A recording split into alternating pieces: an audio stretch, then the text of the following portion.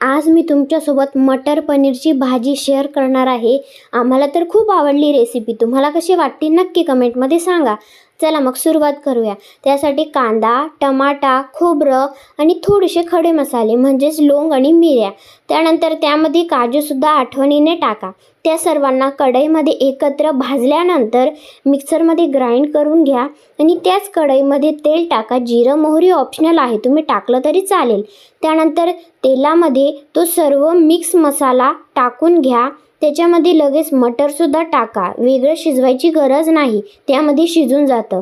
आणि त्यामध्ये त्याला तेल सुटल्यानंतर मी सुहाना मटर पनीर मसाला टाकलेला आहे।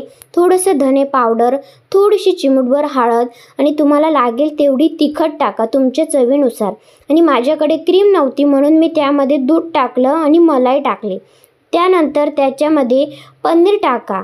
पनीरचीच भाजी आहे, ऑफकोर्स पनीर तर जाणारच। आणि त्यामध्ये थोडीशी साखर, मीठ आणि कोथिंबीर टाका। तयार आहे तुमची मटर पनीरची भाजी। तुम्हाला कशी वाटते नक्की कमेंटमध्ये सांगा। भेटूया अशाच एक नेक्स्ट छान अशा रेसिपी बरोबर। Bye bye.